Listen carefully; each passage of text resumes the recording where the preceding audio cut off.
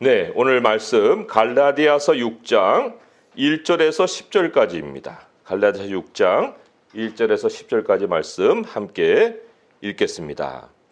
형제들아, 사람이 만일 무슨 범죄한 일이 드러나거든 신령한 너희는 온유한 심령으로 그러한 자를 바로잡고 너 자신을 살펴보아 너도 시험을 받을까 두려워하라. 너희가 짐을 서로 지라. 그리하여 그리스도의 법을 성취하라. 만일 누가 아무것도 되지 못하고 된 줄로 생각하면 스스로 속임이라. 각각 자기의 일을 살피라. 그리하면 자랑할 것이 자기에게는 있어도 남에게는 있지 아니하리니 각각 자기의 짐을 질 것이라.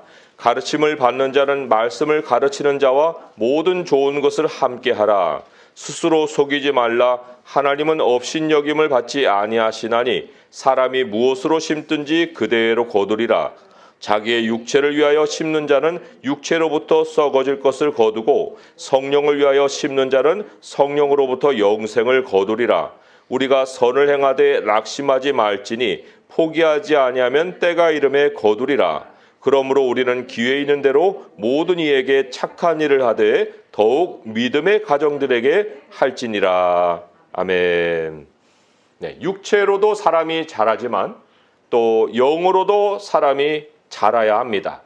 하나님이 우리 안에 새 사람을 창조하셨잖아요. 그 새 사람이 자라야 되는데 오늘 1절의 말씀이 두 부류의 사람을 소개하고 있어요. 하나는 신령한 사람이 나오고요. 또 하나는 범죄한 사람이 나옵니다. 근데 갈라디아서를 쭉 읽어보시면 알겠지만 이 신령한 자는 성숙한 자를 얘기하고요. 이 범죄한 자는 어린 자를 얘기하는 거예요. 우리가 두 가지 같은 부류에서 신령하기도 하고 범죄하기도 한다 할 수 있지만 그러나 문맥을 보게 되면 이것이 성숙한 자와 어린 자를 비교하고 있다라는 것을 알 수가 있습니다. 사실 사람이 처음부터 성숙하지 못하잖아요. 성숙한 사람이 태어날 때부터 그런 사람이 어디 있습니까? 어린아이의 시절을 보내요. 마찬가지로 영적으로도 어린아이의 시절을 보내게 돼 있어요. 사도 바울이 굉장한 위대한 선교사고 또 신앙인이지만 그도 어릴 때를 가지고 있었습니다. 네, 고린도전서 13장이 왜 사랑장이잖아요. 거기에도 보면은 사도 바울의 고백이 이렇게 나와요. 내가 어렸을 때에는 말하는 것이 어린아이와 같고 깨닫는 것이 어린아이와 같고 생각하는 것이 어린아이와 같다가 장성한 사람이 되어서는 어린아이의 일을 버렸노라 라면서 이제 그 마지막에 유명한 얘기를 하잖아요. 그런즉 믿음, 소망, 사랑 이 세 가지는 항상 있을 것인데 그 중에 제일은 사랑이라 이런 말을 하잖아요. 그러니까 본인도 사랑이 적고 또 사랑을 몰랐을 때가 있었다. 사도 바울의 말씀을 보면 굉장히 날카로울 때가 있거든요. 마가를 데려가지 않아야 된다라고 막 이렇게 탁 쳐버리는 이런 굉장히 그 모습도 있는데 그런데 점점점 이제 세월이 지나가다 보니 그 사랑을 알게 되는 거예요. 그래서 제일은 사랑이다라고 했는데 이 사랑을 first가 아니고요. greatest라고 얘기를 하거든요. 왜 그 가장 큰 것이 사랑이다라는 얘기를 했을까? 이제 성장의 관점에서 사랑을 말한 것입니다. 성숙함의 열매가 사랑이다라는 것을 얘기를 한 거예요. 이 성숙함, 이제 오늘 본문으로 돌아오면은 그것을 신령하다라고 얘기를 했죠. 신령한 자. 우리는 보통 이제 신령하다 이게 영적이다라는 얘기거든요. spiritual. 근데 영적이다라고 하게 되면 보통 이제 은사적인 능력을 생각하기가 쉬워요. 하지만 성숙함 없이도 얼마든지 은사가 나타날 수 있거든요. 사도행전에 보세요. 예수님 믿으세요 하고 예수님 믿었는데 그 자리에서 막 방언을 받잖아요. 그러면 그 자리에서 방언을 받고 예수님을 믿었으면 어린아이죠. 어린아이지만 그러나 그런 은사는 나타날 수가 있다는 거예요. 우리 그 영재들도 발굴할 때 어릴 때 발굴하잖아요. 피아노도 잘 치고 또 암기도 잘하고 수학도 잘하고 2-3살 때도 나타나요. 그런데 그렇다고 해서 그 어린아이가 어른이냐? 아니죠. 그 아이가 성장을 해야 하잖아요. 마찬가지로 이 성령의 그 능력으로 우리가 아무리 은사를 받았을지라도 예수님을 믿고 난 다음에 영적인 성장은 반드시 필요하다. 이 사도 바울을 또 한번 예를 들어보게 되면 사도 바울이 그리스도인 되자마자 막 밖으로 나가가지고 유대인들을 말로다가 막 유력하게 다 눌러버렸어요. 뭐 도무지 말로는 사도 바울을 이겨먹을 수 있는 사람이 없었단 말이에요.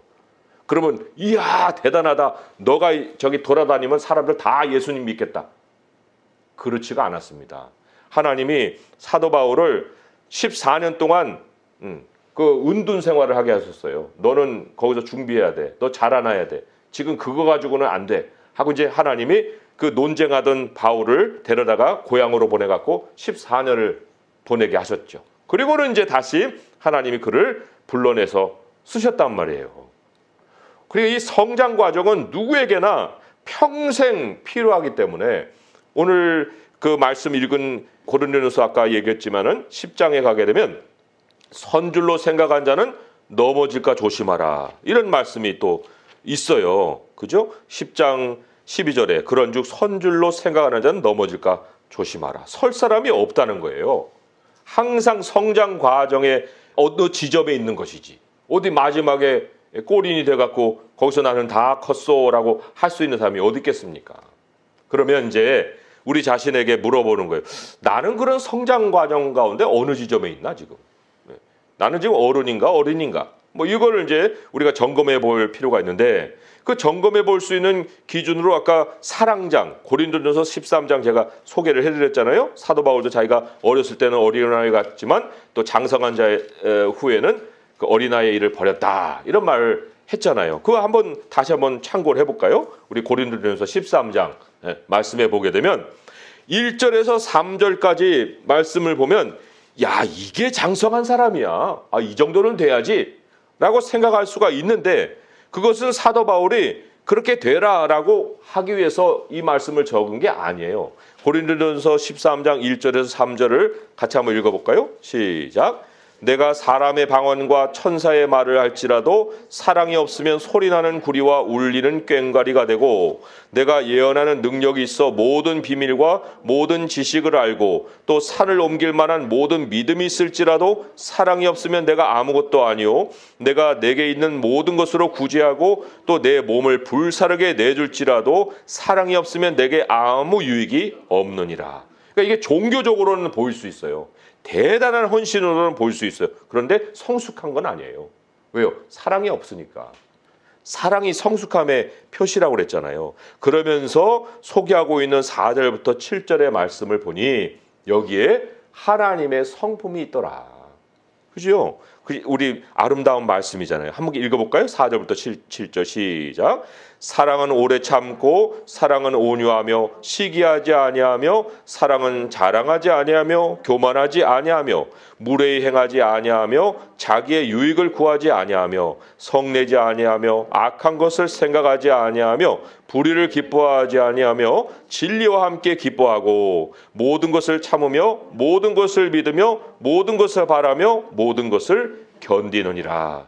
이게 신령한 사람이에요. 이게 신령함이에요. 자, 그러면 이제 이거를 기준으로 삼아서 나는 신령한가? 나는 그 성장 과정에 어느 지점에 있는가? 이걸 이제 우리가 다시 질문한다고 할 때 이제서는 우리의 눈이 은사에 가지 않고 성품에 가 있겠죠. 나는 이런 성품을 나는 가지고 있을까? 이제 이거를 돌아보게 되는 거예요. 그런데 또 하나 중요한 점이 있어요. 뭐냐면 사랑은 혼자 하는 게 아니거든요. 사랑은 항상 대상이 있어요. 아니 상대가 없는 사랑은 그냥 상상하는 거죠. 그게 무슨 사랑이에요? 그건 개념이에요. 사랑이 아니라 이 사랑이라는 것은 혼자 만들어내는 것이 아니기 때문에 세팅이 필요한데 그 세팅이라는 건 항상 우리가 되어야 됩니다. 뭐 너와 나, 뭐 요 정도로 멈추는 사람도 있죠. 뭐 남녀의 사랑은 그런 거겠지만 주님이 말씀하시는 이 13장의 사랑은 너와 나가 아니고 우리예요. 우리. 그 그리스도의 몸이 우리이죠. 그 그리스도의 몸이라는 그 세팅 안에 있어야만 이 사랑은 자라가게 되어 있는 거예요. 성숙함이라는 것은 우리들이라는 세팅 안에 있을 때 실현이 되는 거예요. 나라는 이 세상을 벗어난 우리가 있을 때 그 나의 성장 과정을 하나님은 인정을 하신다는 거예요. 자, 에베소서 4장 말씀으로 한번 또 가볼까요? 에베소서 4장 13절에서 15절의 말씀. 거기에 보면은 온전한 사람이라는 표현이 나거든요. 그게 성숙한 사람을 얘기하는 거예요. 그런데 어떻게 개인으로 성숙하는가, 우리로 성숙하는가 한번 우리가 확인해 볼 거예요. 에베소서 4장 13절에서 15절의 말씀 같이 또 읽어보겠습니다. 시작. 우리가 다 하나님의 아들을 믿는 것과 아는 일에 하나가 되어 온전한 사람을 이루어 그리스도의 장성한 분량이 충만한 데까지 이르리니 이는 우리가 이제부터 어린아이가 되지 아니하여 사람의 속임수와 간사한 유혹에 빠져 온갖 교훈의 풍조에 밀려 요동하지 않게 하려 함이라. 오직 사랑 안에서 참된 것을 하여 범사에 그에게까지 자랄지라. 그는 머리니 곧 그리스도라. 예, 여기까지입니다. 거기 보면은 다 우리죠. 우리가 같이 온전한 삶을 이루고 우리가 같이 그리스도의 장성한 분량에 충만한 데까지 이루고 우리가 이제부터 어린아이가 되지 아니하고 다 우리라는 세팅 안에서 자라남을 말씀을 하고 있습니다. 우리 그리스도의 몸에 속해 있다는 것은 필연적으로 이제 그리스도의 몸 안에서 자라감이 나타난다는 것인데, 자, 우리가 이제 그래서 오늘 말씀으로 돌아와 가지고 신령한 자가 관계 속에서 자라간다고 하는데, 자, 신령한 자의 어떤 신령함이라는 것은 하나님이 모이게 하신 그 그리스도의 몸 안에서 그 관계 속에서 나타나는 성품이라고 할 수가 있는데, 그러면 나는 지금 그 성품이 있는가 혹은 어떤 성장 과정 가운데 있는가 하는 것에 세 가지 포인트를 오늘 말씀이 우리에게 전해주고 있어요. 굉장히 실천적인 그러한 관점에서 이 사랑을 점검해 볼 수 있게 한다는 겁니다. 첫째 표시, 뭐 이거는 우리에게 나타나는 표시이기도 하고 또 우리가 평생 바라보고 목적으로 삼아가야 될 그러한 그 실천 사항이기도 하죠. 자, 1절의 말씀이 첫 번째예요. 한번 읽어볼까요? 시작.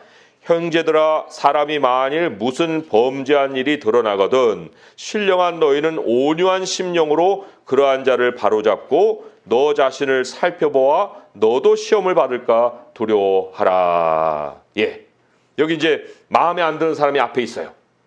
그리고 나는 이제 신령하다고 생각하는 거예요. 근데 내 신령함의 정도가 어느 정도냐라는 걸 가늠해 볼 수 있는 것이 여기 온유한 심령이라고 나옵니다. 온유한 심령으로 바로잡으라 그랬어요. 근데 보통은 바로잡는 것부터 시작을 해요. 그러니까 이게 내가 원하는 사람을 만들려고 하는 그 생각이 더 앞서는 거예요. 그 사람은 하나님의 형상인데 하나님의 형상은 하나님의 형상으로 자라가야 하는데, 그런데 나는 그 잘못된 것부터 고쳐보고 싶은 거죠. 바로잡고 싶은 거예요. 뭐 바로잡지 말라는 게 아니라 여기서 우리에게 말씀하는 것은 너에게 종교성이나 도덕성이나 이런 것을 가지고 사랑이라고 생각하지 말아라. 온유한 심령이 먼저 선행이 돼야, 그래야만 너의 사랑이 그에게 바르게 전달이 된다라고 말씀하고 있는 거예요. 근데 여기 온유한 심령 하니까 마음의 문제인 것 같죠. 그런데 성경은 a spirit of gentleness라고 말하고 있어요. 영이에요, 영. 온유한 영으로. 그러니까 내 성품으로 하는 게 아니죠. 끙끙 참아주고 그래, 내가 온유해야지. 온유한 마음을 가져야 돼. 이렇게 하면은요, 이것도 괴로운 일이에요. 어떻게 그거를 내가 컨트롤합니까? 이게 영의 문제거든요. 그러면 영이라는 것을 하나님이 주셔야 내가 갖는 거기 때문에 하나님께 나가서 받아야죠. 받아야죠. 그것을 어떻게 받을 수 있는가? 예수님 말씀하셨어요. 마태복음 11장에 한번 가볼까요? 마태복음 11장 28절에서 30절의 말씀이에요. 온유함을 우리는 사실은 내가 받는다, 또 가진다, 뭐 이런 얘기를 할 때 그거를 내가 기도하고 받아야 되나? 이런 생각을 하겠지만 여기 예수님의 말씀을 보면은 이건 배우는 거예요. 온유함이라는 것은. 마태복음 11장 28절에서 30절의 말씀, 예, 같이 한번 읽어볼까요? 마태복음 11장 28절에서 30입니다. 시작. 수고하고 무거운 짐진 자들아, 다 내게로 오라. 내가 너희를 쉬게 하리라. 나는 마음이 온유하고 겸손하니 나의 멍에를 메고 내게 배우라. 그리하면 너희 마음이 쉼을 얻으리니 이는 내 멍에는 쉽고 내 짐은 가벼움이라 하시니라. 그렇죠? 예. 온유함이 뭐냐 하고 우리가 궁금해할 때 예수님께 가면은 온유함을 우리가 보아요. 온유함을 우리 주님이 가르쳐 주신다고 얘기를 하시는 거예요. 여기 이제 나는 온유하고 겸손하다 했는데 그게 뭐 예수님의 성품으로 머물러 있는 게 아니고요. 예수님이 그 성품 우리에게 멍에를 같이 메어서 배우게 해주시는 거예요. 우리가 온유하게 되게끔 해주신다는 거죠. 자, 여기 예수님의 방식을 보니까 남의 무거운 것은 덜어주고, 그죠? 온유함을 이제 가르칠 때 남의 무거운 것은 덜어주고 나의 가벼운 것은 함께 해주는 거. 이게 이제 지금 여기 그 말씀의 의미예요. 무거운 짐진 자들은 다 내게 와. 내가 너의 짐을 덜어줄게. 그리고 내 멍에는 쉬워. 그러니까 이 멍에 같이 매자. 이걸 얘기하는 거거든요. 그러면 범죄한 자들, 내가 바로 고치고 싶은 자를, 눈에 그냥 가시 같은 그 행동을 하는 사람이 앞에 딱 있다. 그러면 그 사람의 짐을 어떻게 덜어주겠습니까?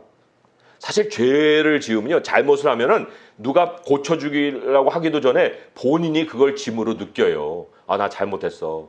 그리고는 굉장히 이 어둠 속에서 마음이 굉장히 눌리거든요. 그 남이 뭐라고 물론 이제 깨닫지 못할 때도 있긴 하겠지만은, 그러나 하나님의 백성은 그 마음의 성령이 그것을 그냥 가만두지 않거든요. 그러니까 그 사람의 짐을 내가 덜어준다고 할 때 하나님의 용서를 알려주는 거예요. 너 하나님이 용서해 주신다. 너 아무리 큰 죄를 졌어도 하나님은 그거 다 너에게 용서해 주시는 마음으로 너를 받아주시는 거야. 혼자 어둠 속에 앉아있지 마. 또 그것을 나도 용서를 해줘야죠. 물론 그가 나에게 잘못을 한 것이 아닐지라도 나도 너에게 그런 마음이 있는 거 다 알고 있어. 그리고 내가 나의 가벼움을 그의 어깨에 얹어준다는 것을, 야, 나도 잘못할 때 많어. 나도 그런 그 경험이 있어. 하고 내 것을 그에게 나눠줄 때, 그래? 나만 이런 잘못 저지른 게 아니네. 저 사람도 그런 잘못을 저질렀단 말이야. 근데 어떻게 저렇게 멀쩡하지? 나는 저 사람과 같이 되고 싶었는데 저 사람의 과거가 그랬다는 거야? 하고 이제 깜짝 놀람이지만 그 놀람이 결국은 짐을 같이 지게 되는 거예요.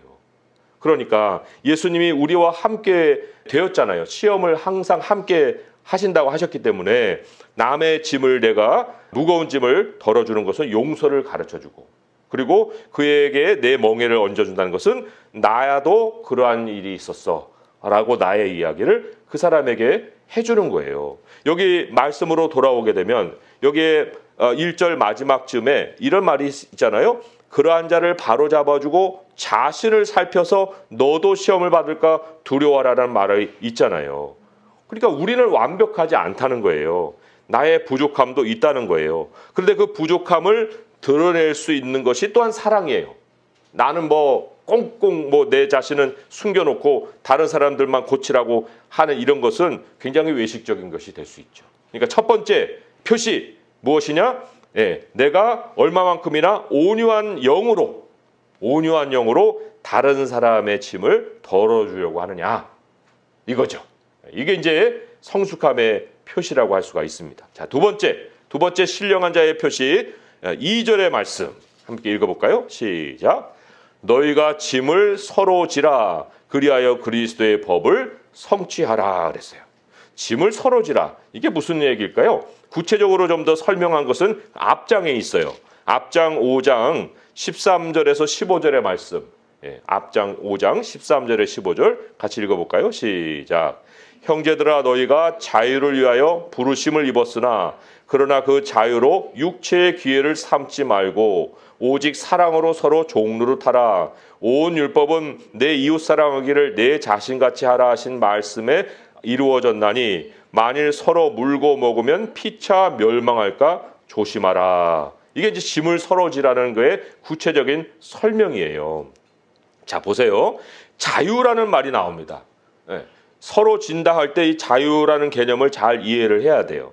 죄 아래 사는 사람들은 이 나라는 세상에 갇혀 있다고 그랬죠. 아까 우리라는 세팅으로 들어와야 되는데 그렇지 못해요. 그래, 나라는 세상 안에 사는 사람들은 참 이 세상의 무게가 얼마나 무거운지를 늘 느끼며 살아요. 나를 짓누른단 말이에요. 그 짓누름에 그냥 견디다 못해 죽음의 공포까지도 찾아와요. 아우 나는 이제 죽는가 봐. 나는 이제 끝났는가 봐. 하고 이제 이런 걸 가지고 자꾸만 괴롭히는 거죠, 자기를. 근데 이 자유가 뭐냐? 예수님을 만나는 사람들에게 하나님이 주신 선물인데 자기를 벗어날 수 있게 해준 거예요. 나를 벗어나는 자유를 주시는 거예요.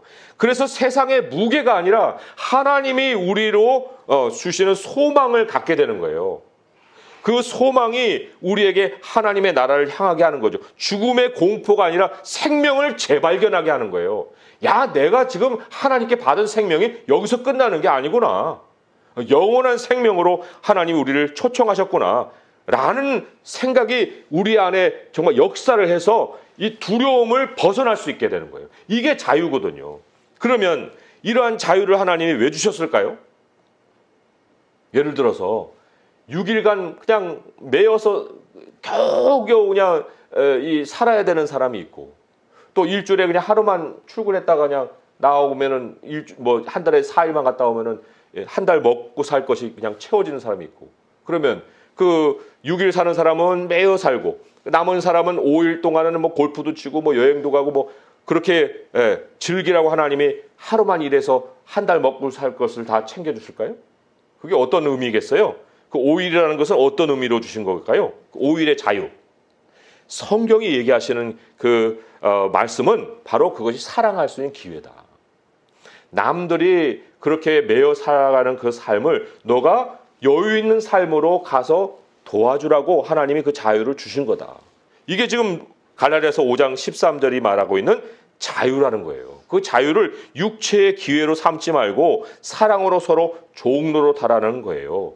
그러니까 오늘 말씀으로 돌아와서 3절을 보면 만일 누가 아무것도 되지 못하고 된 줄로 생각하면 스스로 속인 것이다 그랬죠. 그러니까 남들보다 나은 형편을 갖는 것이 나는 됐어. 난 된 자야. 되긴 뭐가 돼요? 된 자가 아니라 자유로운 것을 가지고 다른 사람들을 섬기라고 하는 기회를 주신 거야. 나는 여전히 되어가는 자지 된 자일 수가 없어. 이런 것을 우리로 깨닫게 해주시는 거죠. 나도 평생 자라야 되기 때문에 우리라는 세팅을 잃어버리고 야 이제 나는 됐어. 나는 이제 뭐 모든 게 다 챙겨진 사람이야. 이렇게 머물러 있지 말라 하는 거죠. 오늘 구체적으로 하나님이 그렇게 사랑의 기회를 가지고 돌봐야 될 대상을 확정해 주셨습니다. 우리에게 가르쳐 주셨어요. 누구에게 그렇게 해야 됩니까? 하고 이제 우리도 궁금할 테니까 6절부터 10절까지가 그 대상을 3개로 우리에게 구체적으로 가르쳐 주고 있습니다. 첫째는 6절의 말씀, 가르침을 받는 자는 말씀을 가르치는 자와 모든 좋은 것을 함께하라. 왜냐하면 말씀을 가르쳐야 되는데 말씀을 가르치는 삶의 생활이 채워지지 않으면 그러면 다른 데 가서 다른 걸 가지고 생계를 꾸려야 되잖아요. 그러면은 말씀에 온전한 시간을 바치지 못하기 때문에 내가 말씀을 배우기 위해서는 말씀 전하는 자가 말씀을 잘 온전히 전할 수 있는 그런 환경을 만들어줘야 한다. 이것이 첫째고 또 두 번째로는 10절의 말씀이죠. 그러므로 우리는 기회 있는 대로 모든 이에게 착한 일을 하되 더욱 믿음의 가정들에게 할지니라. 우선순위가 있어요. 믿음의 가정들을 도와라. 그리고 범위는 얼마든지 넓힐 수 있다. 그렇잖아요. 여기 모든 이에게 착한 일을 하라 하는 말씀으로 또 마지막 마무리를 할 수 있잖아요. 그러니까 말씀을 들을 수 있는 세팅을 딱 만들어 놓고 그러려면은 말씀을 가르치는 자에게 모든 좋은 것을 함께 하고 그리고는 믿음의 가정들을 돌보고 기도로 돌볼 수도 있고 우리가 자원으로 돌볼 수도 있고 기회 있는 대로 모든 이들에게 착한 일을 하되 그러니까 우크라이나 같은 경우에 굉장히 어렵다. 거기에 필요가 있다 할 때는 특별하게 또 그들을 위해서도 우리가 헌금을 통해서 그분들에게 물질을 전달할 수도 있고 이런 거예요. 이게 다 하나님께서 우리로 서로의 짐을 지라 할 때 보이시는 대로 우리가 실천할 수 있게끔 해주시는 거죠. 이게 얼마나 참 아름다운 모습이겠습니까? 이런 걸 우리가 생각해 볼 때 내가 나의 삶 테두리 안에서만 살고 있는지 그 범위가 어느 정도까지 확장이 됐는지 우리 스스로 점검해 볼 수가 있습니다. 자, 마지막 세 번째 신령한 자의 표시가 4절에서 5절의 말씀이죠. 함께 또 읽어보겠습니다. 시작. 각각 자기의 일을 살피라. 그리하면 자랑할 것이 자기에게는 있어도 남에게는 있지 아니하리니 각각 자기의 짐을 질 것이라. 예, 자기의 짐을 질 것이다. 자기에게 맡겨진 일에 충성함이 있어야 됩니다. 뭐 남들만 돌보고 돌아다니고 자기 할 일을 하나도 하지 않는 거, 이거는 신령한 자가 아니에요. 그런데 그렇다 하더라도 내 일에 대해서 자랑하면 또 안 되는 거예요. 자랑하지 않음과 동시에 내 안에서 내 일에 충성하는 모습을 늘 간직하고 살고 있는 거, 이게 이제 신령한 자의 모습이라는 거죠. 아니, 내 짐을 대신 누가 지어주겠지, 이렇게 기도를 할 수가 없어요. 그렇게 먼저 기대하는 것이 아니라 남이 와서 이렇게 도와준다 하면 그것을 우리가 하는 것이지, 자기의 짐은 자기가 각각 져라 하는 첫 번째 원칙을 가지고 있어야 됩니다. 대신해 줄 수 있는 자기 짐이 없다. 책임이라는 것은 남에게 떠넘기는 게 아니다. 내가 먼저 감당을 해야 하는 것이다 라는 것을 분명히 알고 사는 것, 이게 또 신령한 자의 표시라는 거예요. 오늘 말씀을 우리가 정리하면서 나는 신령한 자인가 라고 생각할 때 그게 종교성이 아니라고 그랬죠. 남을 바로 고쳐주고 나도 뭐 바른 모습을 자꾸만 보여주고 뭐 이런 것이 아니라 온유함이라고 그랬어요. 온유한 영을 내가 품고 다른 사람들의 짐을 덜어주고 있는지, 남들에 대한 그 사랑의 표현이 과연 내 안에서 그리스도의 성품으로부터 나오고 있는지, 이거를 우리가 생각해야 되고, 그리고 우리의 정말 선한 일에 대한 범위가 어느 만큼이나 확장되고 있는지, 이걸 또한 우리가 살필 필요가 있고, 그리고는 내 일에 대한 책임감을 가지고 내가 삶에 임하고 있는지, 이것을 우리 주님이 늘 우리 안에서 점검을 하시고 판단하시고 또 거기에 따라서 우리의 행위에 대한 열매를 베풀어 주신다는 거예요. 우리 7절에서 9절의 말씀 같이 한번 또 읽어보고 말씀을 맺도록 하겠습니다. 하나님의 평가예요. 7절에서 9절입니다. 시작. 스스로 속이지 말라. 하나님은 업신여김을 받지 아니하시나니 사람이 무엇으로 심든지 그대로 거두리라. 자기의 육체를 위하여 심는 자는 육체로부터 썩어질 것을 거두고 성령을 위하여 심는 자는 성령으로부터 영생을 거두리라. 이 말씀에 의지해서 우리가 어떠한 것에 우선순위를 두고 살아야 되는지 이제부터 성숙함으로 주님이 온전한 사람으로 나아가게 하시되 우리 안에서, 우리라는 세팅 안에서 이 일을 즐겁게 해나갈 수 있는 성도 될 수 있기를 주님의 이름으로 축원드립니다. 기도하겠습니다. 하나님 아버지, 감사합니다. 우리가 신령한 자라 하면서 참 영적인 일에 대한 개념을 성경대로 갖지 못하고 살아갈 때가 많습니다. 아버지 하나님, 오늘 주신 말씀을 따라서 우리 하나님이 우리에게 주신 바 그 온유한의 심령, 우리 하나님께 늘 가까이 가서 하나님께 짐을 맡기고 또 우리도 다른 사람들의 짐을 덜어줄 수 있는 모습으로 살기를 원합니다. 아버지여, 그러하기 위해서 우리의 삶이 점점 더 선한 일에 확장이 될 수 있도록 하여 주시고 결국에는 모든 이들에게 기회를 주시는 대로 착한 일을 하며 살 수 있기를 원합니다. 아버지 하나님, 이 일을 위해서 우리가 정말 하나님께서 부름받은 그 부름의 여정에서 멈춰있는 일이 없기를 원합니다. 우리가 언제까지나 정말 성숙할 수 있는 삶이 될 수 있기를 원하고 영생을 얻는 그 순간에 이르기까지 우리 주님 안에서 자라갈 수 있기를 간절히 원합니다. 아버지, 그러할 수 있도록 하나님께서 우리에게 힘을 주실 줄 믿사옵고 우리라는 이 세팅 안에서 우리 자신을 자라게 하신 줄 믿사온데 아버지여, 서로를 존귀하게 여기고 서로를 위해서 기도하고 정말 하나님 안에서 그리스도의 몸이 자라가는 기쁨을 나의 삶의 목표로 삼고 살게 하여 주시옵소서. 이 모든 간구를 우리 주 예수 그리스도의 이름으로 감사하며 기도합니다. 아멘.